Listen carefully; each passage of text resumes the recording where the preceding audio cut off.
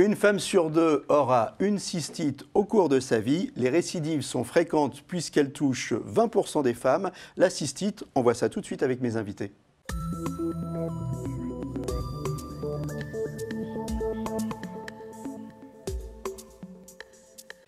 Alors avec moi sur le plateau, le professeur François Desgrandchamps, vous êtes chef de service d'urologie à l'hôpital Saint-Louis. Vous êtes aussi l'auteur de La prostate, on en parle. Alors la prostate, ça n'a pas tellement de rapport avec la cystite, mais si, il y a des prostatites. Un vague, voilà. La cystite de l'homme, c'est la prostatite. Voilà, c'est ça. Donc beaucoup plus rare que la cystite le de la femme. rapport. Alors, il faut dire, on va en profiter pour dire que La prostate, on en parle, c'est sorti en livre de poche. Livre de poche. Hein, et on y trouve toutes les questions qu'on peut se poser sur la prostate. Et quand on est un homme, elles sont nombreuses, les questions qu'on peut se poser sur la prostate. Donc, c'est un petit cadeau de Noël. Hein, ça peut être un cadeau de Noël. Ça peut être un cadeau de Noël. C'est peut-être pas le plus fun, mais c'est un cadeau de Noël. Avec moi aussi sur le plateau, Sandra, vous souffrez de cystite depuis l'âge de 10 ans. Alors, racontez-nous un peu votre parcours de désagrément urinaire. Alors du coup, moi j'ai commencé à faire des cystites à l'âge de 17 ans. Donc ça fait un peu plus de 10 ans que j'en souffre. Donc on peut calculer l'âge de Sandra. Voilà. Mais on ne va pas calculer. Non, c'est pas la peine. Et donc les premières cystites, surprise, hein, on se demande ce que c'est. Donc on va consulter un médecin. Ça brûle. Ça brûle. On a envie de d'aller aux toilettes souvent. Et en même temps, on se retient parce que ça brûle. C'est ça, parce que ça fait tellement mal, ça fait comme des lames de rasoir, du coup, c'est vraiment désagréable, donc on se demande ce que c'est. Parfois ça saigne même. Ça saigne, oui. C'est arrivé, des fois, oui. Les urines sont rouges. C'est ça. On peut confondre une cystite et une colique néphrétique, non? Ah, pas du tout.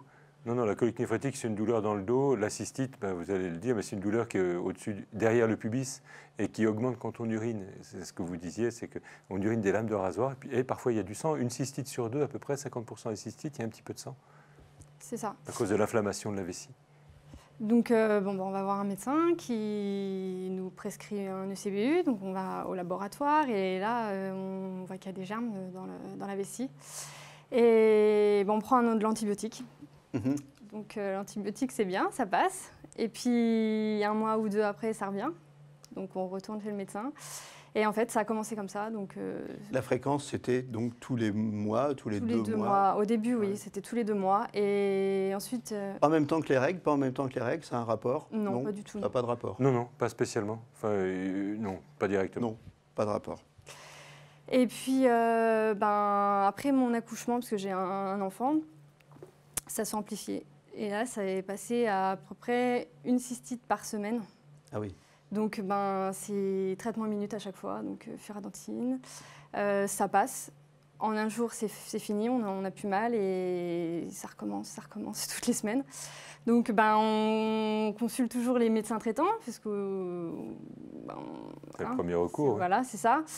Et ensuite, je suis allée voir des urologues. Parce que...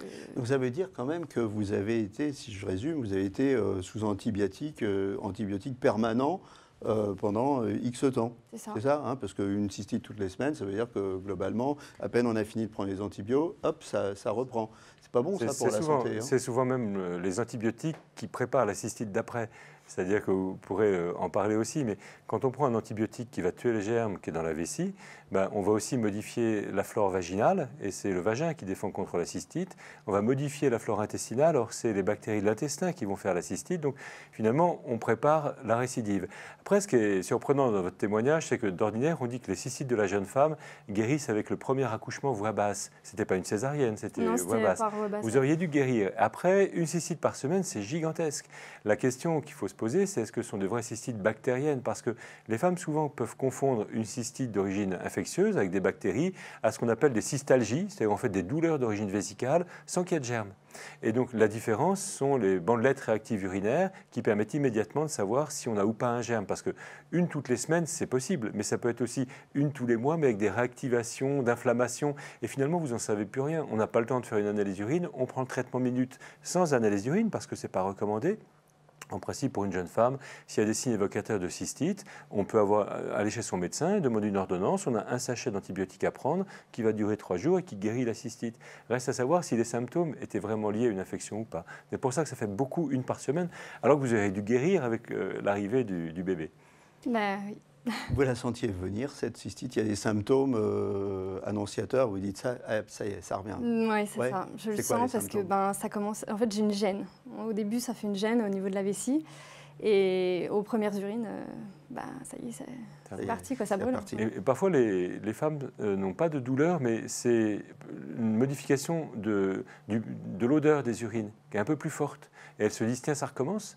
Et donc, je ne sais pas si vous faites, mais il n'y a pas de brûlure, c'est juste une sensation bizarre et des odeurs différentes. Est-ce qu'il y a des facteurs déclenchants? Vous, est-ce que vous en avez identifié? Oui, Alors, oui, c'est oui. quoi? Les rapports sexuels. Là, c'était la plus grosse partie de mes cystites. J'étais aussi pas mal constipée donc, avant mon accouchement. Donc je pense qu'à la base, c'est parti de là. Et après, c'était vraiment les rapports sexuels, quoi. C'est très très classique. En fait, les facteurs favorisants des cystites se définissent par l'anatomie du périnée féminin. Et donc, les germes sont dans l'intestin, ils sont augmentés en cas de constipation ou de diarrhée. Après, le germe va remonter à côté dans le vagin. Le vagin, en principe, défend contre les infections grâce à la flore vaginale normale qui occupe le terrain et qu'empêche que les autres arrivent. Mais cette flore vaginale, elle va être diminuée dans deux circonstances dans la vie d'une femme. Chez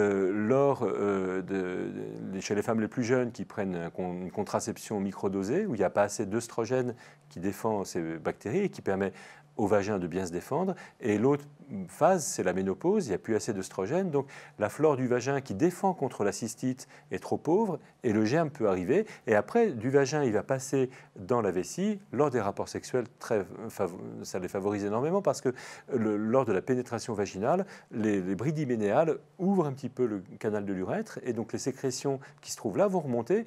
La différence entre l'homme et la femme, c'est que l'urètre féminin est très court, 4 cm, et donc tout de suite le germe arrive dans la vessie et va se multiplier. C'est pour ça qu'on disait en préambule, la cystite de l'homme, c'est pas fréquent parce que vis-à-vis de l'extérieur, il y a toute la verge, en fait, et toute cette longueur qui protège contre la remontée du germe. Chez la femme, c'est immédiat et en quelques heures, il y a des millions de germes qui apparaissent. Et donc après, c'est le début des problèmes de couple puisqu'on croit toujours que c'est le partenaire qui infecte alors que c'est une auto-infection. Eh bien, justement, on est allé voir un sexologue pour lui poser la question de la cystite, des problèmes de couple et des précautions éventuelles à prendre. On voit tout de suite le docteur Patrick Papassian, qui est sexologue hospitalier.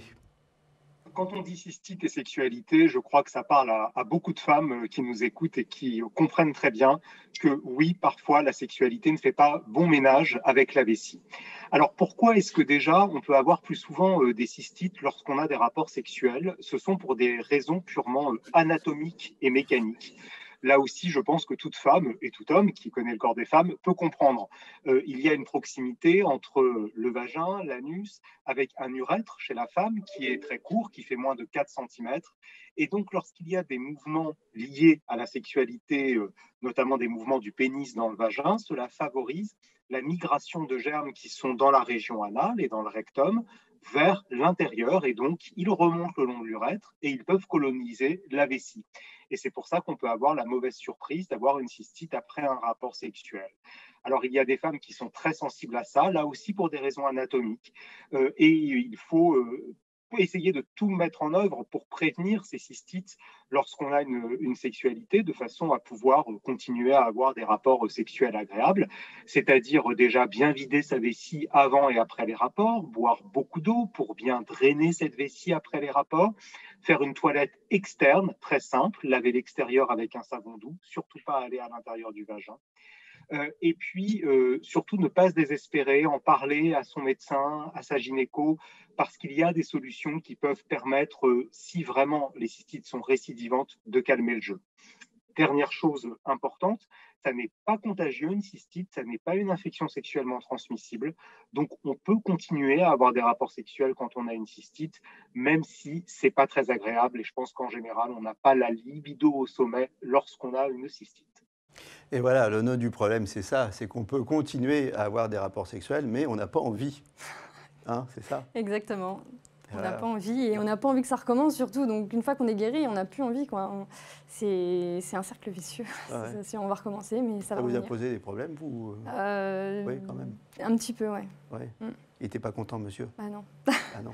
Non, mais c'est vrai parce et que- vous aussi, vous n'étiez pas contente. Bah non, évidemment. Non, non plus. Mais c'est vrai que c'est à se demander si c'est pas lui qui nous contamine. Ouais. Alors que Oui, on parce sait que pertinemment que c'est pas lui. Mais... Il le dit bien, Patrick Papazian, dans le sujet, c'est pas une maladie sexuellement transmissible. Non, c'est lié à l'activité sexuelle, mais ce n'est pas sexuellement transmissible. Et pour revenir sur l'anatomie, il y a eu plein de littérature sur est-ce qu'il y a une anatomie qui prédispose. Est-ce que la distance entre l'urètre et le vagin, l'urètre et l'anus, en mesurant avec 1 centimètre, favorise la cystite? Apparemment oui, mais c'est à quelques millimètres près. Donc je pense que c'est vrai statistiquement, c'est la distance entre l'orifice de l'urètre et le vestibule vaginal. Si c'est 0,8 cm, il y a plus de cystite que si c'est 1,2 cm. Donc on est à 4 millimètres près. Donc je pense qu'il n'y a pas vraiment de réel facteur favorisant anatomique, sauf les brides hyménéales chez les jeunes femmes avant l'accouchement, qui sont des petites brides qui lient l'urètre au vagin, ce qui fait que lorsqu'il y a des mouvements vaginaux pendant le coït, ça ouvre vraiment l'urètre et donc ça fait remonter les germes. En tout cas, on voit qu'il y a des gens qui mènent des études passionnantes. Hein, Oui. avec des millimètres. Oui. Voilà. Alors, vous avez tout essayé, hein, sans succès. Qu'est-ce que vous avez essayé comme méthode? Je vois sur ma fiche canneberge. Oui. Alors, c'est quoi ça? La canneberge, c'est une petite baie rouge qui normalement limite la bactérie. Voilà, normalement, mais pas chez vous. Pas chez moi. Voilà. En principe, ça bloque l'adhésion des bactéries. Ça marche pas mal. Hein. Ça marche Ça pas mal. divise en principe par 2 les cystites. Il faut le prendre surtout en jus parce qu'on en parlera, mais la meilleure prévention de la cystite sont les boissons. Si on boit 1,5 litre par jour en plus de ce qu'on boit, on divise par 2 les cystites. C'est une étude japonaise récente. Mais le cranberry, plutôt, je crois qu'il y a une histoire entre les deux, les baies rouges d'un type ou de l'autre, mais ça contient la proanthocyanidine qui bloque l'adhésion des bactéries.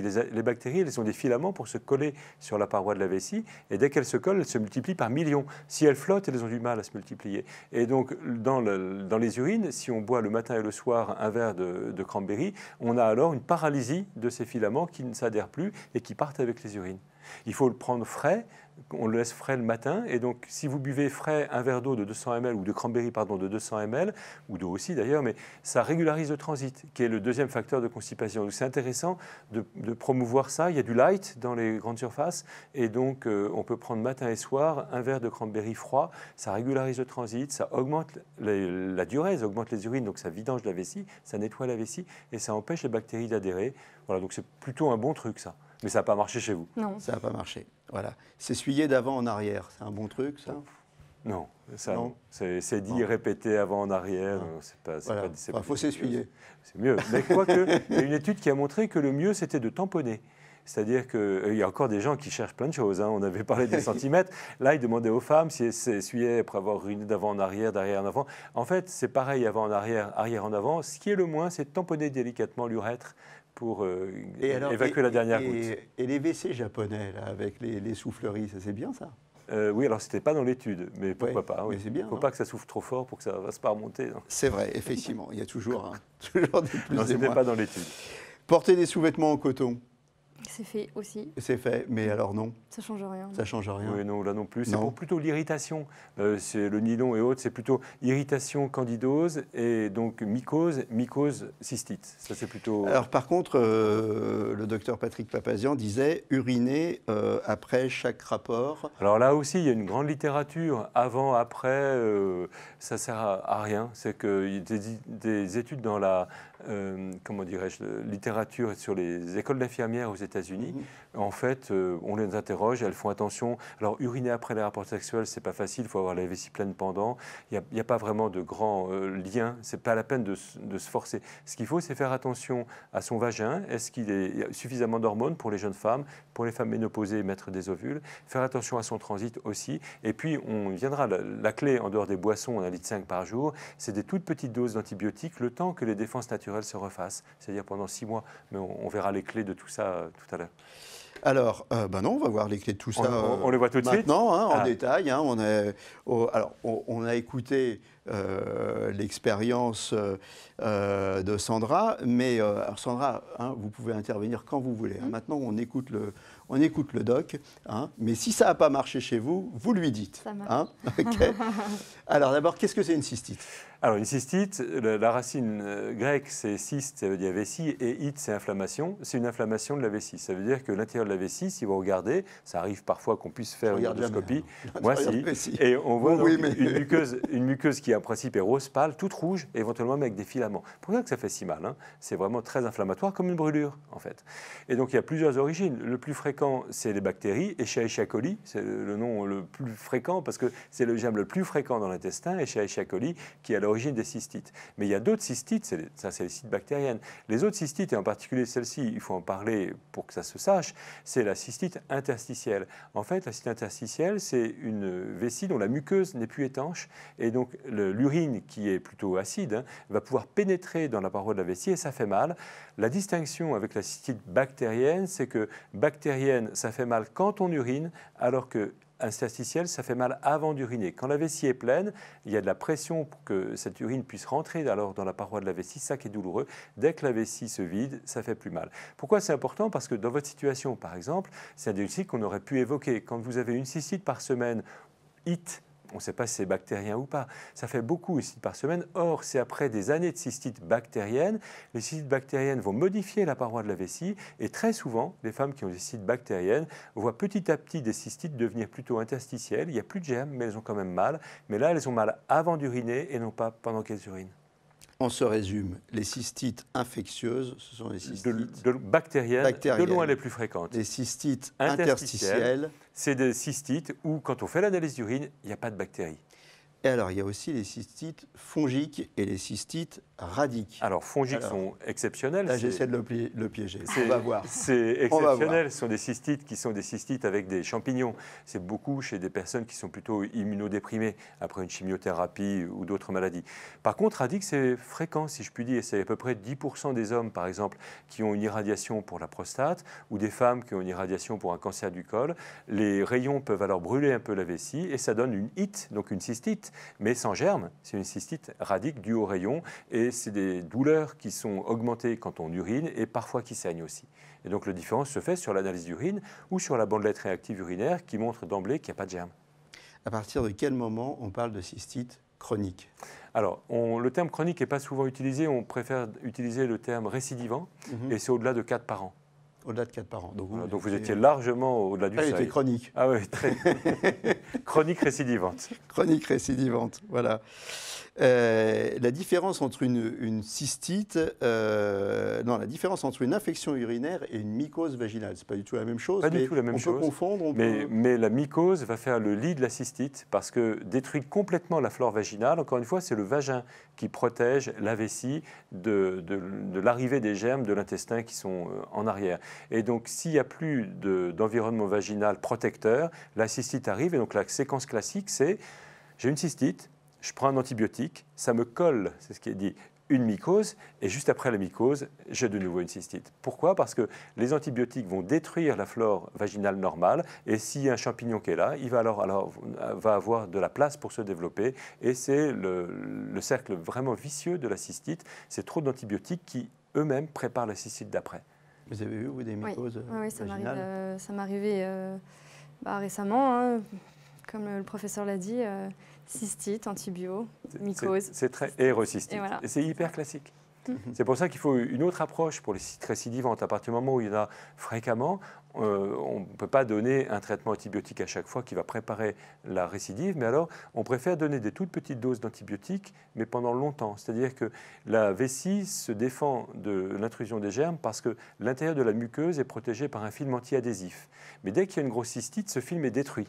Et donc dès qu'un germe passe, pouf, il va se multiplier, s'accrocher. Donc il faut attendre 6 mois. Il faut 6 mois sans cystite pour que la vessie retrouve ses défenses. Donc on ne va pas donner 6 mois d'antibiotiques parce que la jeune femme va être décapée. Il n'y aura plus de germes nulle part dans l'intestin, dans le vagin. Mais des toutes petites doses d'antibiotiques qui ne tuent pas les germes, mais qui empêchent qu'ils se multiplient. C'est-à-dire que les urines ne deviennent plus un milieu de culture favorable. Et donc c'est le quart d'une dose normale d'antibiotiques, c'est-à-dire un comprimé de céfixime par exemple, le lundi, le mercredi, le vendredi. Ça ne tuera pas les germes, donc il n'y aura pas de résistance. Ça ne tuera pas les germes, donc le vagin sera protégé. Ça ne tuera pas les germes, donc l'intestin ne sera pas modifié. Par contre, si un germe arrive dans la vessie, il va trouver un milieu pas favorable à ses multiplications. lubrification. Et puis, si la femme boit, il va repartir par où il est venu, l'effet chasse d'eau. Tout ça pendant 6 mois. Voilà. Et donc, en principe, on guérit vraiment 90% des cystites. Est-ce que c'est comme ça que vous en êtes sorti, vous? Pour le moment, oui, je suis en plein traitement. Donc, C'est ce traitement-là que oui. vous avez en ce moment? ouais, exactement. Ouais. Voilà. Donc, Et ça va, depuis 6 mois, ça va? ben, ça fait 2 mois que je prends ce traitement. Ça fait 2 mois. Il faut tenir. Il faut, voilà. Et Voilà. donc, depuis 2 mois, j'ai pas eu de cystite. Sauf ce matin Ce matin, vous avez eu un petit doute. J'ai un doute, Ce matin, une alerte. une alerte, on en avait va parlé, à confirmer. qui peut très bien être une HIT, c'est-à-dire des douleurs vésicales sans germe. Donc il faut vraiment faire une analyse d'urine pour savoir. Après, le traitement de cystite récidivante n'exclut pas un épisode de cystite, parce que c'est inhérent à l'anatomie de l'appareil urinaire féminin. On l'a dit aussi pendant le reportage, l'urètre est court, les germes peuvent remonter. Mais le traitement a pour but d'éviter la récidive, c'est-à-dire en fait de permettre, même si vous avez un épisode de cystite, vous prenez alors le sachet de Monuril qui permet de vous traiter, mais vous continuez le traitement préventif et c'est à la fin, au bout de 6 mois, qu'alors vous êtes protégé de nouveau. Voilà, en faisant attention au transit, donc le cranberry est bien, attention à la contraception, attention aux pilules si vous avez un œstroprogestatif qui ne soit pas microdosé, parce que c'est souvent pas assez d'œstrogène, donc les jeunes femmes n'ont pas assez d'œstrogène, donc une flore vaginale qui n'est pas suffisamment développée, et avec ça on s'en sort. Il y a de rares opérations pour cystite, très rares. Alors avec ça, on s'en sort, mais on fait quand même attention pour que ça ne revienne pas. C'est sous-jacent dans ce que vous dites.